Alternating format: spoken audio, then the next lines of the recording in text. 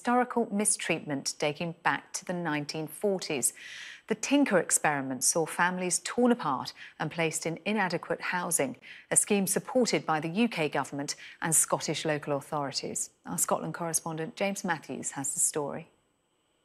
They were the subjects of the so-called Tinker experiment. They call it eugenics, social engineering over decades that separated families and ruined lives. I was born in an experiment and had no say in the matter. In a clearing in a Perthshire forest is the Gypsy traveller community Seamus McPhee was born into 50 years ago. Then it was one location of many for the Tinker experiment.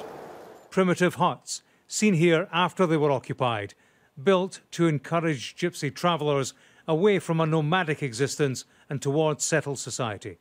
But all executed with sinister intent, according to Seamus. To demolish and eradicate Gypsy culture and to effect a form of cultural genocide.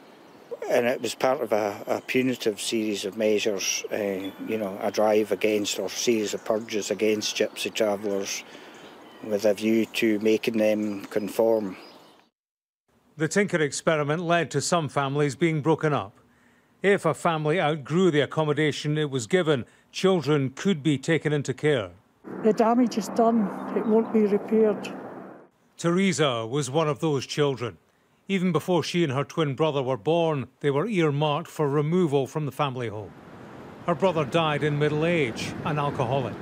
Teresa blames a lifelong trauma rooted in his childhood experience. It had a terrible impact on his life. He's the one that suffered the most because he couldn't cope with it. There were several thousand people involved in the so-called Tinker experiments, which lasted over many years. In recent years, those involved have sought a formal apology from the Scottish Government, which hasn't been forthcoming.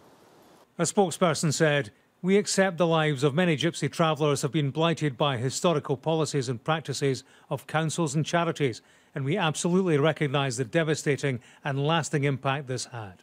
We must now focus on working together to deliver the actions to address the inequality and injustice that this community continues to face." It's a government's stated intention to get things right, if not the apology sought for an experiment gone wrong. James Matthews, Sky News in Perthshire.